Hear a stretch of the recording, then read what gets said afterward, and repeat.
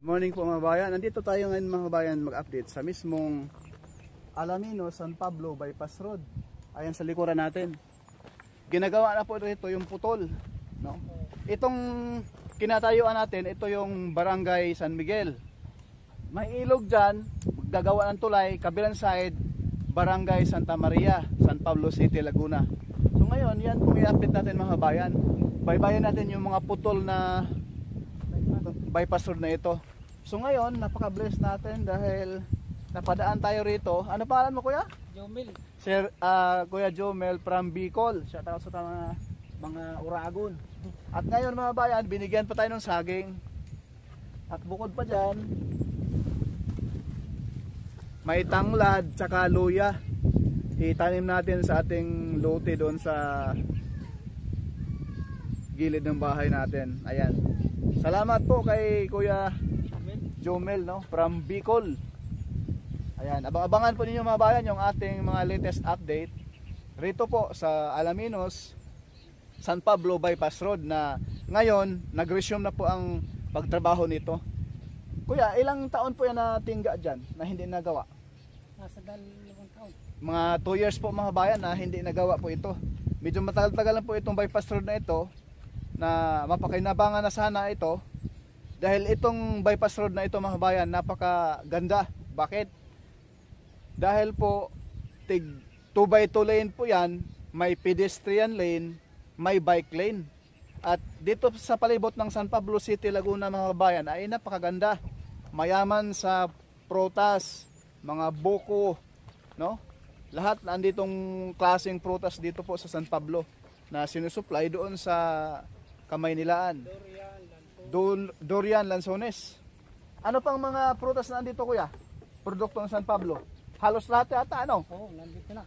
Oo. Durian, Lanzones, rambutan. Tsaka maganda kasi yung lupa rito sa San Pablo City, Laguna mga kabayan. Kaya mayaman sa mga agrikultura, no? Shout out po kay Ma'am Lisa Torres from San Pablo City, Laguna. And po mga bayan, welcome po, magandang umaga. Latest update po rito po sa mismong Alaminos, San Pablo Bypass Road. So ngayon mga bayan, dito tayo sa kabilang side, pinakadulo. Dito tayo sa may Barangay San Vicente, San Pablo City, Laguna mag-start ang ating update.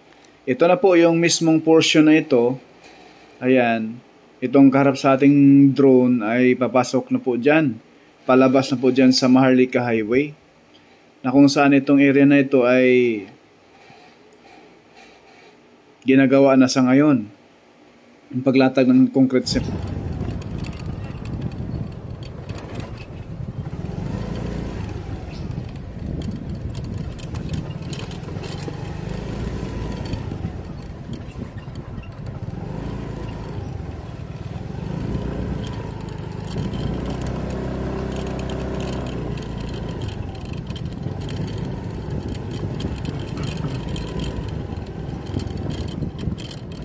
Kuya, pwede magtanong kuya?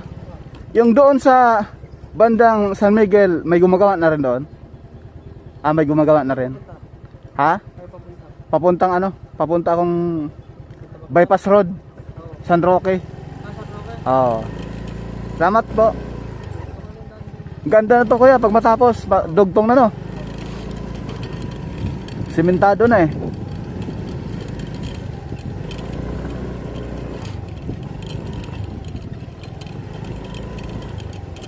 Yan ang gumagawa mga kabayan, oh. Yan, tinatanggalan na nila ng ano, ng mismong harang sa gilid.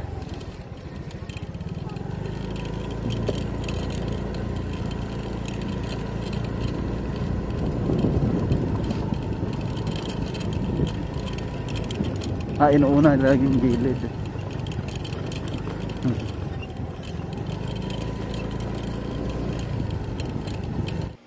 Yan, pakita ko po sa inyo mga bayan yung mismong aerial view natin para hindi kayo malito, no?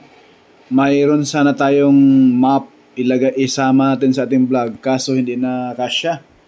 Nagrereklamo na yung cellphone natin. Abang-abangan nyo na lang mga bayan sa ating vlog, no?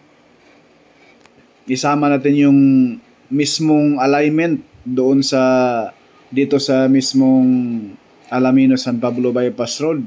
Mula rito sa mismong Barangay San Vicente hanggang doon sa mismong Alaminos. Ayan, yung mga putol-putol. Ipakita ko rin po sa inyo yung mismong area ng Barangay San Vicente, San Pablo City. Ayan po. Yan. Clear na po yung area. Kaso naharangan dyan sa kubo na yan. Yang kubo na yan mga bayan, dyan po tatama. At dyan po magkakaroon ng intersection. Ayan. Itong area na ito mga kabayan. Sa Barangay San Vicente, San Pablo City, Laguna. Yan. Itong bandang kanan, papunta na po yan sa Tiaong. Itong pakaliwa, papunta sa San Pablo City proper. Papunta na po ng Maynila. So, once na ito yung ma-open na, bukas na po ito talaga. Yung mga sasakyan galing Quezon, galing Visayas, Mindanao, dito na po, kakanan. Pakaliwa, no? Kapag galing ka ng Tiaong, pakaliwa ka rito, patawid dito sa area na ito. Sigurado po magkakaroon po ito ng stoplight para safe po ang lahat. Kasi kung walang stoplight yan, napakadelikado. Dahil dito sa area mabibilis ang sasakyan dahil sobrang tuwid ang daan, bukod pa dyan, malapad. Ayan po, dito po papasok. Yung kubo na yan, ayan, tindahan po yan mga bayan. Kumbaga paalisin na po yan, no? Kasi maglalatag na po ng concrete cement dyan sa area. Dito na lang po ang putol mga bayan. So, yung mga putol ngayon, yun po ang ating i-update. Ayan, yung kaharap sa ating kamera, papunta na po yan doon sa Barangay Solidad. No? Barangay Santa Maria, San Miguel. Ayan, yung baba na ito. Dito po magkakaroon ng stoplight, sigurado yan, para safe po ang mga biyahero, mga motorista na papasok dito sa Alaminos San Pablo Bypass Road. At ito naman po mga bayan, dito na po tayo, lipat na po tayo. Ito na po yung pangalawang putol mula doon sa Barangay San Vicente. Ito na po, ayan, yung kabilang ilog na yan, sa kabilang side na yan, yan na po ay Barangay Santa Maria. Itong kinatayuan natin ngayon, kung saan tayo nagpalipad ng drone, ito ay sakop sa Barangay San Miguel. So dito mga kabayan, posibleng 2025 para sa akin po mga bayan, aking pananaw lang po. Sigurado yan, 2025 maging open na po ito sa publiko. Ngayong 2024, medyo alanganin ito mga bayan dahil ito, pero kung paspasan ang trabaho, kaya ito maging hanggang December. Dito sa area, lalagyan na lang to ng tulay dahil itong ilog na ito medyo hindi naman gaano kalapad, pero pag bumaha yan, pag lumakas ang ulan, sigurado yung tubig dyan, aapaw yan, aabot dito sa may backhoe, no? May 360 shot din po tayo dyan mga bayan, pero doon na po natin i-upload sa kasama doon sa ating map, no? Ayan po, atras tayo. Ayan po mga bayan, no? Base po sa ating natanungan rito mga bayan ay nahinto ito pagtrabaho halos 2 taon. Pero kung tinuloy-tuloy yan, iwan lang bakit bago yan ginawa yung project na yan ay may pundo na yan. Mahirap po magsalita. Baka kinain ng buhaya yung iilang pundo dyan. Kaya nahinto ng 2 years. Napakasayang ang mga araw na dumaan na malaking tulong sana sa ikaluluwag sa traffic sa bayan, sa siyudad ng San Pablo at bayan ng Alaminos. Ayan po mga bayan, pupuntahan natin yung, ayan po, dyan sa area na yan, may putol at ngayon ay ginagawa na rin. Ayan, tinatambakan na po ng lupa yan mga bayan.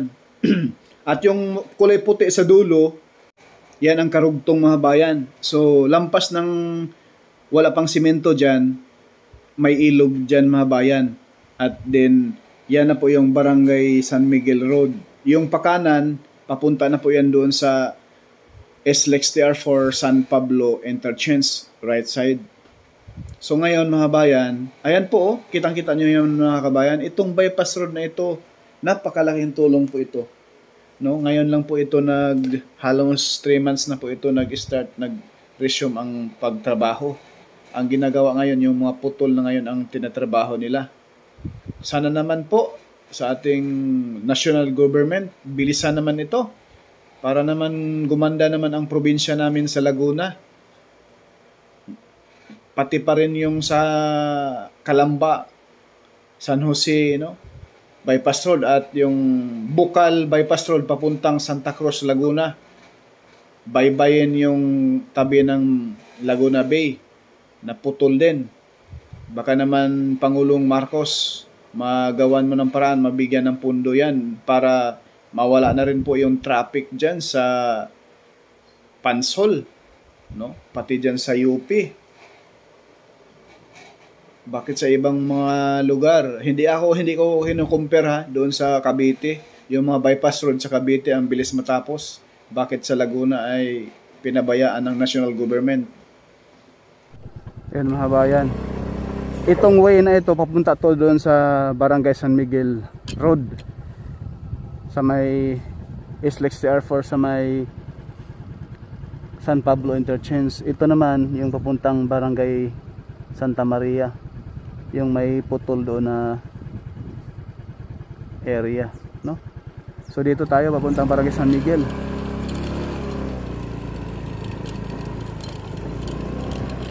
Ito yung putol mga bayan. Yung nakakita natin doon sa map. Doon sa unahan, andyan na po yung mismong alignment ng SLEX TR4. So ito yung baybayin natin. Bago lang tong gawa na to. Buti hindi maulan ngayon. Diyan sa unahan mga bayan, may ilog dyan. So gagawa ulit ng tulay dyan. Yan na lang po ang last na tulay, no? 2 tulay ang gagawin rito. Kuya, papuntang ano kuya? Barangay San Miguel? Dito? Andaan? Pa ganon? Dito wala ba? Wala pa? Putol pa no? Ilog ano? So dito may tulay? Doon. Pa ganon? Opo. Sa may pader sa may subdivision? Thank you kuya, salamat po. Ayan po mga bayan. Diretso po tayo doon. Walang takot to, importante makapaghatid ng balita sa inyo mga kabayan. Ito yung karugtong mga kabayan doon sa kung saan tayo galing kanina, no? Yung kumanan tayo, yung wala pang semento na ilog na yon. At ito na yon, no? Putol. Yan. Yung mga puno na yan, dyan tayo galing kanina. Masukal yan. Ayan, tumbok. Dyan sa likod ng mga puno na yan, may ilog. Gumagawa na rin. At saka simentado na rin doon papuntang Barangay Santa Maria. Yung patawid na po doon sa in-update natin na SLEX TR4. So dito mga almost 2 kilometro bago magdugtong doon ang putol dito sa area ng dyan sa unahan may service road dyan. Yan na po yung kahabaan ng Barangay San Miguel Road, no? San Pablo City, Laguna. Ang puntang proper, San Pablo City, pakaliwa. Ito na po, tumbok to rito mga bayan. May mga bahay. Posible yung bahay na yan hindi matamaan dito, dito tatama. Dito. Ang malaking challenge dyan, yung mga may-ari ng lupa rito. sana po ay magkabayaran na, mabigyan na ng sapat na bayad yung mga may-ari ng lupa nang sa ganoon tuloy-tuloy na po ito. Dahil dito na lang po ang putol, dahil doon sa Barangay Santa Maria mga bayan, Barangay San Vicente ay ginagawa na rin doon, simentado na. No? Ayan yung mismong Alaminos San Pablo Bypass Road. Dito sa area ng Barangay San Roque, ayan po, napakaraming bikers dito. Dahil nga po wala pang mga sasakyan na makadaan. Dahil may mga area pang mga putol-putol pa, no? Barangay San Roque at San Agustin, no, dito banda. Ayan, ay marami pang putol at ayan po mga bikers, napakarami. Hanggang doon pa doon sa mismong Barangay San Miguel. Ang dulo nito mga bayan, may putol na naman doon sa unahan, yung Barangay San Miguel. Na patawid doon sa kabilang side sa may Barangay Santa Maria papuntang Soledad, no? Ayan. Napakalapad nitong mga bayan, bypass road na ito. Tig 2 lane, 2x2, then bike lane, pedestrian lane. Napakalapad. Once na ito ay matapos na, asahan natin yung bayan ng Alaminos at San Pablo, mawala na po ang traffic dyan sa area. At kita nyo naman yung mismong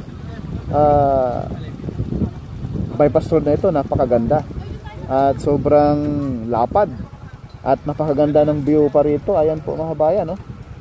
Yung mismong view rito ay napaka-presko, napakaraming puno at bukod sa puno mga bayan, napakaraming rambutan tsaka lansones dito mga bayan, buko dito sa probinsya ng San Pablo City, Laguna. Yung putol, ganun din, wala pang 1 kilometro. Ayan, no? At tumbok yung bahay na yan sa dulo mga kabayan. Ayan, no? Pangatlong putol po ito dito sa Alaminos San Pablo Bypass Road. Po mga kabayan, ito yung putol. Ito yung pangalawang putol mula doon sa mismong kanto ng papuntang Lipa City, Batangas sa may Barangay San Roque. So ngayon dito sa Barangay San Agustin, ito yung putol, halos lang, mga 600 meters ang haba nito mga bayan mula doon. Wala pa, mga 200 meters lang. Ayan, sa likod ng bako na yan, dito, ito na, simentado na yan. Dito sa Barangay San Agustin. Sa may San Roque, doon yung pinakaunang putol, yung kanto na papuntang Alaminos San Pablo bayan at papuntang Lipa, at dito na sa may Barangay San Agustin, ito na po. Ngayon po ginagawa na po. Kaya tinatambakan nila rito mga bayan dahil dito sa area medyo mababa. So kailangan nilang pataasan at maglagay sila ng drainage dyan. Yan, ginagawa na. Shout out po sa ating mga solid viewers dito.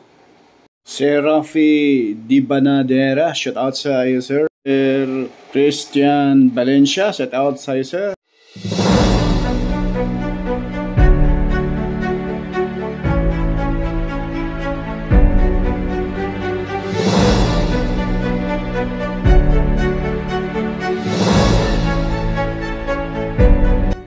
Hanggang dito na lang po muna mga kabayan yung ating latest update rito. Abangan po niyo yung kasunod nating update, no, doon sa Google Map.